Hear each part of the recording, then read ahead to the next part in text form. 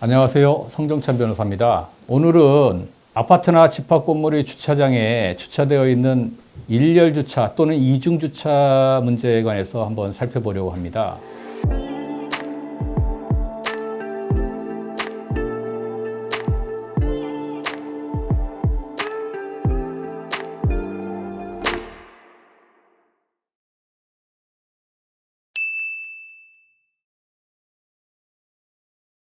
어떤 차주가 아파트나 집합 건물의 주차장에 주차를 하면서 이중주차, 일렬 주차라고도 하는데요. 이중주차를 해놓고 연락처도 없이 떠나버렸거나 또는 연락처는 있는데 연락이 안 되거나 그 차로 인해서 자기 차를 출고할 수 없게 된 차주 입장이 된다면 굉장히 황당한 상황이 되지 않습니까? 이럴 때 과연 이 이중주차한 차주에 대해서 어떤 책임을 물을 수 있을지, 이러한 경우에 가로막힌 차의 차주 입장에서는 경찰에 신고해서 이 차를 견인해 갈 수 없겠는가 이런 생각이 들 수 있습니다. 그런데 현실적으로 그건 어려운 일입니다. 왜냐하면 공무원이나 경찰이 불법 주차한 차를 견인해 가는 경우는 도로교통법상의 도로에 불법 주차했을 때 가능한 일입니다. 그런데 아파트나 집합 건물의 주차장은 도로교통법상의 도로에 해당되지 않기 때문에 이럴 때에는 주차를 잘못했다 하더라도 도로교통법상의 불법 주차가 되지 않거든요. 그래서 경찰에 신고를 하더라도 견인 조치되지 않을 가능성이 높습니다. 그러면 이와 같이 견인도 할 수 없다면 화가 나서 이중 주차한 차를 발로 차거나 또는 기타의 방법으로 좀 손괴를 하고 싶은 생각이 드실 수도 있는데요. 이것은 아주 최악의 경우 중에 하나입니다. 이중주차한 차에 손괴를 하는 경우 재물손괴죄로 처벌받을 수 있기 때문이고요. 최근에는 블랙박스나 이런 걸 통해서 전부 다 촬영이 되고 있어요. 그래서 손괴하는 장면이 증거에 의해서 명백하게 영상으로 남을 가능성이 있기 때문에 차를 손괴하는 행위를 해서는 안 될 것 같습니다. 안 돼!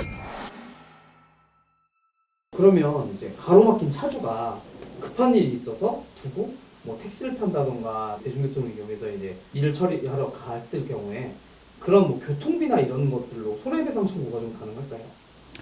예, 충분히 검토해 볼 수 있는 사안이지만 실제로 쉽지는 않습니다. 실제 부산에서 있었던 그 사건이고 판례가 있는데요. 추석 전날에 차가 많이 혼잡한 상황에서 주차할 곳이 없어서 아마 그 이중 주차를 한 것으로 보이는데요. 그 이중 주차를 한 차로 인해서 이 피해자라고 주장하는 민사소송에서는 원고였겠는데요.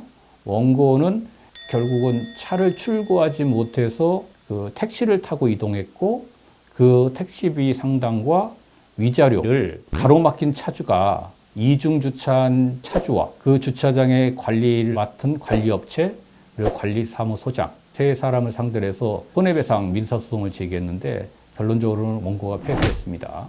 법원은 이 사건이 일어난 날이 추석 전날로서 주차장이 매우 혼잡한 상황이라는 특별한 사정을 인정하여 이러한 이중주차한 행위와 관리업체, 관리소장이 수인 한도를 넘는 위법 행위를 범한 것으로 단정하기 어렵고 원고가 지출했다는 택시비는 특별한 사정의 존재를 알 수 있었다고 보기 어렵고 위자료 청구도 수인의 한도를 초과하는 정신적 손해가 있었다고 보기 어렵다고 판단해서 원고의 청구를 모두 기각하였던 것입니다.